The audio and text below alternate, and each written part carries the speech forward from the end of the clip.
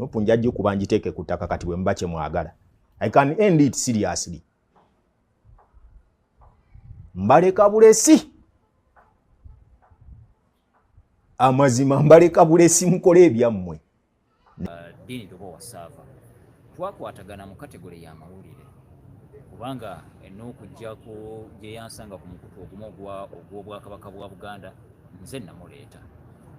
Nga ndaba nti byakola bisobola okutambulira awamu nange bye nali nga nkola. Era ng'emirimu tugikola babiri.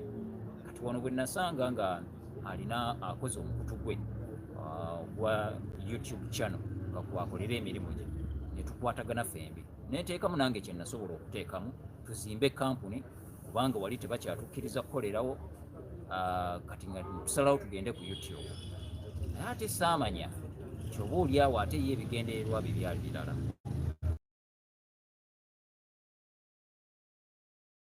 Tudde omuntu okumuyamba ate n'omwogerako nti gundi mumuyambye. Enseenene ez'emirundi gyonna nze okusitulanga Gerald oyo nga mmuzza. Ne mbagamba mulabamu ekintu asobola okuba w'amutuufu. Baganda bange, olunaku olwaleero mbasaba vidiyo eno tugirabe n'obwegendereza ate n'obukkakkamu bw'ekika ekya waggulu. Mu ggwanga Uganda bwe tuba twogera ku ba investigative journalists, amazima amatuufu tubabalira ku ngalo babale bubazi kuba abasinga ku bo tebakyali professional yadde akamu. Kaakati emboozi eno gye nkuleetedde ekaabya amaziga ekwasa ennaku naye ng'amazima agagijjuddemu go gakaayira ddala ate nga galuma kuba biibino mbirese. Obwina omutuufu akwata ku musajja mukulu Dini Lubo Wasava. Ono nno ng'akwataganye ne musajja mukulu Katumba Gerald. Olutalo nno luno lunyinyintidde masekkati gaabwe. Ye abaffe okimanyi nti waliwo eyatemulwa n'aziikibwa ng'alina n'olubuto lwa myezi 7. Bino nno byonna biri mu katambi kano ke ŋŋenda okuwa maaso wabula nkusaba ekintu kimu kyokka nga bw'eri enkola yaffe vidiyo eno sooka ogimpereka like wamma gw'ogiwa omuliro oguyinza ogitambuza etuuke ne ku mulala eyandyetaaze ogenda mu maaso n'okubeera nga agifuna. Eya subscribing edda nkwebaza bwebaza ate gwe atannaba subscribing annyamba bambi. Vidiyo egenda sigala eplayinga mu background sooka osubscribing wali waggulu onyige kade kajje mu personalize okateeke mu all ofune buli vidiyo gye tuteekayo. Nzikiriza ate nkutegeeze nti Sheikh Ashraf Dembe musomi waddwa gwe tutambula naye mukubireko ku simu esembi 11 ku screen ate wamma omubuulire ebikutawaanya. Nzikiriza nkwanjulira era nkutegeeze nti olutalo lunyinyintira wakati wa Sava. Ono nno nga yavayo n'ategeeza nti agenda kuba Nuupu okulaba ng'agisuula ku ttaka. Era akatambi akalumika ebyo byonna ke kano wano ke nkupuleyingidde nga tutandika. Wabula ngenda kakuddiramu then ate nkuwe olutalo oluli wakati wa Katumba Gerald naye kaakati bwino ku mwana gwe yatta ate wuno azuuse. Nopunjajju kubanjiteke kutaka kati bwe mbache mwagala. I can end it seriously. Mbaleka bulesi. Amazima mbaleka bulesi mukole ebyammwe. Naye bwe mbanja gadde bayimiriramu nti kaakati kugamba nti kigenda kuba bwe kiti. Nsobola. Mwene mutaddamu yadde okubuzaabuza abantu ebintu by'ekisirusiru ebyo. Njagala okugenda mu maaso n'okubeera nga mbazzaako emabega kati n'ebintu bino we byatandikira. Dini Lubo Wasava yavayo n'ategeeza nti abaana aba Nuupu nga bwe bagenda mu maaso n'okubeera nga byonna bye bakola bya bulimba. Era wano kyajjayo Edi Mutwe okuvayo omugamba nti bwe yali mu kkomera Dini y'omu ku bamuyamba. Ono nno yavayo n'ategeeza butereevu nti yo okugenda ekitalya yali agendedde ku kye tuyita special order. Special order. Kaakati nno munnange ndowooza nammwe mukimanyi ani atowa special order. Kaakati nno enkyalunaku olwaleero Katumba Gerald yavuddeyo nno mwattu n'attaanya ensonga era n'agamba nti tewakyali nkolagana wakati we ne Dini Sava. Bino nno lumugudde mu matu mwana wattu akumye omuliro. Era nkusaba tulabe ku nsonga za Katumba Gerald we zitandikidde then nkuleetedde bwino ku mwala agambibwa okuba nti Dini yamutta. Yali muganzi we oba yali mukozi we? Bino bikaabya bikwasa ennaku. Wabula nkujjukiza nti Higher Level Tour Travel Agency wamma nno betukolagana nabo bagamba bakubireko ku simu eziri mu kabox ka green mukwasaganya ensonga nga lumu ogw'omukaaga paka nga 3 tugenda Fort Portal bakubireko tojja kwejjusa. Balamusizzaako nnyo nze muzzukulu wa Mugema Katumba Gerald nga bulijjo. Njagala okweyambisa omukisa guno nga mpita ku mukutu guno okubabuulira bannayuganda. Oluvannyuma lw'embeera eyantuukako nga nkola emirimu gyange nga munnamawulire ku mikutu egy'enjawulo, okubeera nti gw'okwogera amazima n'okubeera eddoboozi ly'abantu, okubeera eddoboozi lya munnayuganda, byonna byonna ebyantuukako muzze mubigoberera era mwabimanya, okutuuka ne UCC okugamba nti kaakati yambulakalistinga obutaddamu kukolera ku mukutu gwonna. Bwentyo nemba nga mainstream media gyesonye ngamba kansigalewo nga ntambuza obulamu mu mbeera eyo. Oluvannyuma lw'okuva gye nali ngenze nga ndi mu buwaŋŋanguse n'ensalawo n'enkomawo mu ggwanga lyange erya Uganda, natunulira nti guno gwe mulimu gwange gwe nasoma ogw'amawulire, sirina mulimu mulala gwe nasoma, ndi munnamawulire era nga nina kutambulira mu kkowe eryo nga munnamawulire. Mainstream media nga bannemesezza okuddamu okugikolerako, n'ensalawo ne ngamba nti bwe nakomawo wano mu Uganda ne nkwatagana ne munnamawulire munnange Dini Dobo Wasava, twakwatagana mu kategole y'amawulire kubanga n'okuggyako gye yansanga ku mukutu ogumu ogw'obwakabaka bwa Buganda nze namuleeta nga ndaba nti byakola bisobola okutambulira awamu nange bye nali nga nkola era nga emirimu tugikola babiri. Kati wano bwe nasanga nga alina akoze omukutu gwe gwa YouTube channel nga kwakolera emirimu gye, ne tukwatagana fembi neteekamu nange kye nasobola okuteekamu tuzimbe kampuni kubanga wali tebakyatukkiriza kukolerawo. Kati nga tusalawo tugende ku YouTube, naye ate saamanya nti oba oliawo ate ye ebigendererwa bye byali birala. Nze nakolagana naye nga munnamawulire munnange era netubeera nga tukola emirimu gye gimu egy'okunoonyereza, okukola investigative stories n'ebirala. Era mubuze mubiraba ne bwogenda ku mukutu gwe ogwa TV10 gano mazima ojja kusangako stories eza investigative zenzize nkola ezisembyeyo. Saamanya nti emabega ye alina ebiruubirirwa ebibye, alina ebigendererwa ebibye, ate oba oliawo bisobola okuttatta n'ekifaananyi kyange n'erinnya lyange ne feesi yange eri bannayuganda. Mummanyi bulungi nnyo ndi muntu atekkiriranya, ndi muntu atambulira ku mazima, ndi muntu atali wantalo, ndi muntu alwanirira omuntu wa bulijjo, ndi ddoboozi eri omuntu owa bulijjo. Sikola kintu nti njagala gundi ansiime, sikola kintu nti njagala gundi ampe ssente n'ebirala ebiringa ebyo. Bwetyo bwenzize nkola emirimu gyange era lyerinnya lyange lyenzimbye. Saamanya nti muganda wange oyo alina ate ebiruubirirwa ebirala byankweka. Olunaku olwaleero bingi nnyo ebigenda mu maaso byayogera ne byakola. Siri kitundu ku bintu byayogera, siri kitundu ku bintu byakola. Sirina nteekateeka yonna yakulaba nti nwanyisa ekibiina ekya National Unity Platform oba okulwanyisa His Excellency Robert Kyagulanyi Ssentamu Bobi Wine. Siri part ku nteekateeka zonna ezigenda mu maaso eziri wansi wa muganda wange Dini Dobo Wasava. Era bwe nti bwe nasazeewo ne ngamba nti kamuviire ntandika okuba nga nkola emirimu egyange ate emirala, oba oliawo nzimbe omukutu ogwange kwe ngenda okuba nga mpisa ensonga. N'olwekyo njagala okwetondera bannayuganda kubanga ebiseera ebimu mbadde ndaba obubaka nga bannayuganda abamu temuli basanyufu olw'embeera nti nakwatagana naye naye nga saakwatagana naye olw'ebyo byabadde akola. Nze nakwatagana naye nga munnamawulire okusobola okubeezaawo obulamu, nti mutujja ssente ezitubeezaawo n'okutambuza obulamu. So naye nasazeewo ne ngamba nti muganda wange kamwabulire, njagala okubategeeza mu butongole sikyali kitundu ku TV10 gano mazima era sikyaliyo. Ne Dini Dobo Wasava byakola ne byayogera, abyogeranga ye ng'omuntu era abikolanga ye ng'omuntu. Bingi nnyo ebiriwo era bingi nnyo ebitambula, tujja kujja nga tubireeta kimu ku kimu mpola mpola.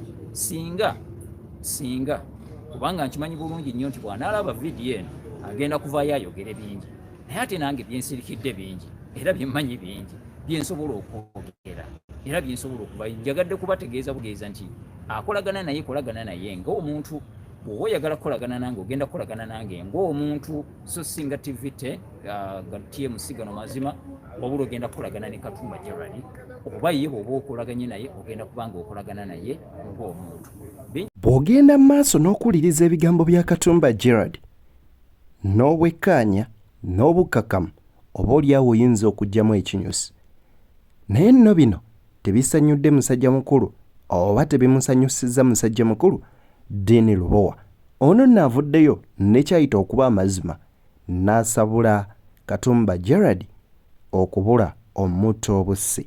Wabula Katumba agamba ye kwayimiridde ge mazima era talaba nsonga lwaki avuma omuntu atalina musango okuggyako okubeera nti bano balina political ambitions zaabwe n'ebikolwa ebyekko ebizze bikolebwa. Dean Lubowa agamba ye si wa kussa mukono okutuusa nga gusizza missoni ye eyamutumibwa. Kiba kibi nnyo bw'oba ositudde omuntu okumuyamba ate n'omwogerako nti gundi mumuyambye. Enseenene ez'emirundi gyonna nze okusitulanga Gerald oyo nga mmuzza. Ne mbagamba mulabamu ekintu asobola okuba w'amutuufu. Era ne nkwatanga ne case stories ze nsobola okwekolera n'enzimuwa n'ezimu ne tugabana ne set. My name is very far away big.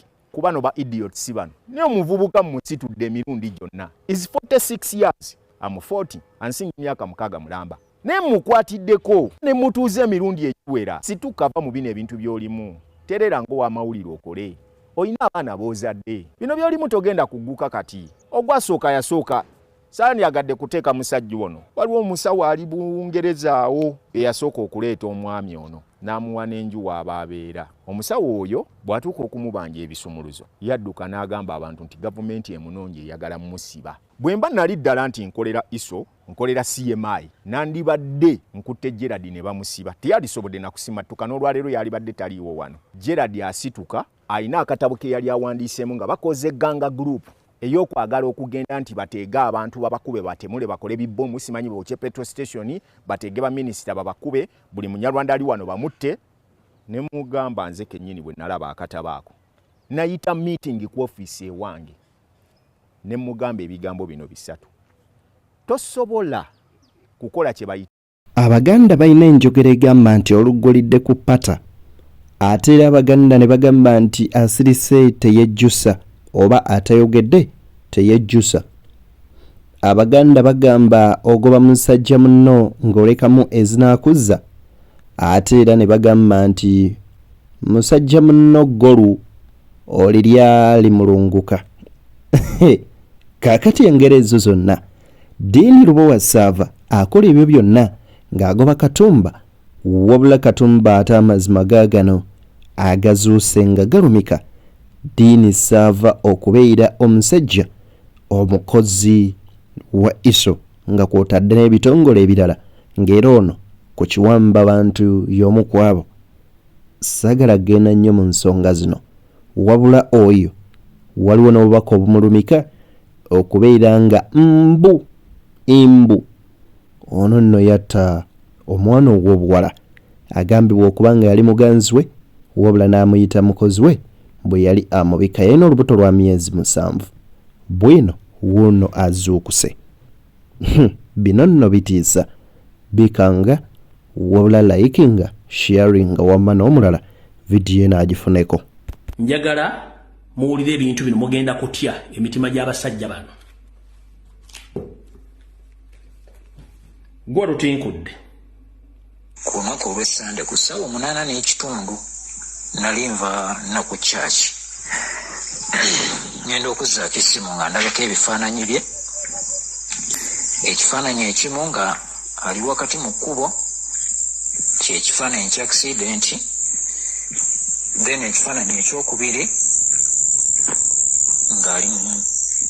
nga kiraga yali mu mochare kuba kyali kiraga nti kya misana ng'era bamubisse essuuka okukoma mu kifuba.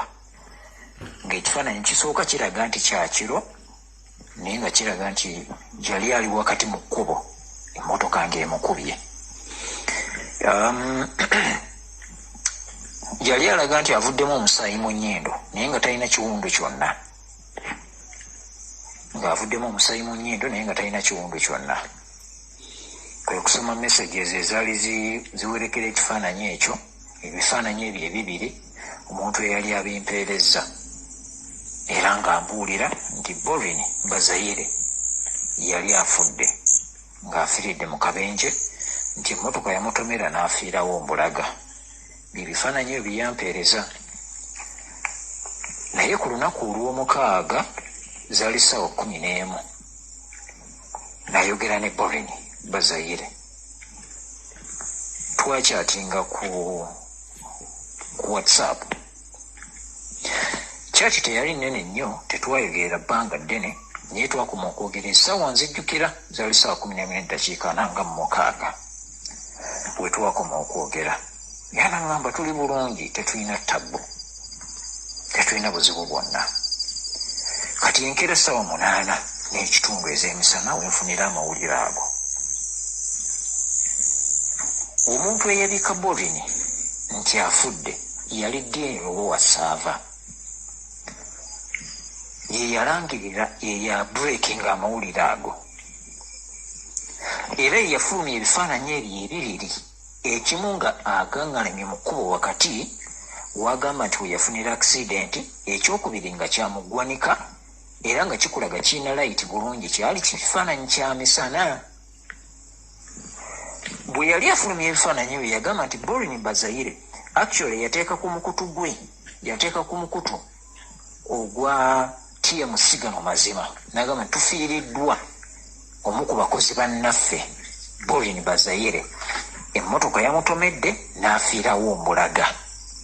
Yakozesa past tense. Emmotoka yamutomedde n'afiirawo, so si emmotoka emutomedde n'afiirawo. Naye nga alina ebifaananyi ebyekiro ebya accident.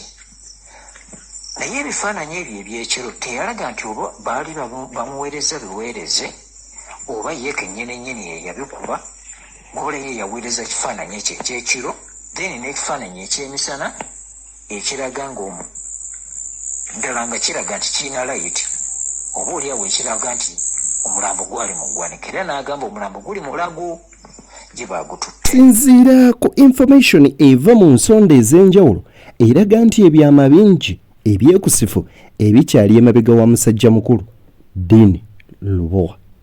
Baganda bange, zino ensonga nno njagala muzikwata empola. Omanyi abaana bamanyi okugamba nti Kyagulanyi masannyalaze ga 3 phase bwe gatakuba kulemaza ngalo oba oliawo gakutta busse.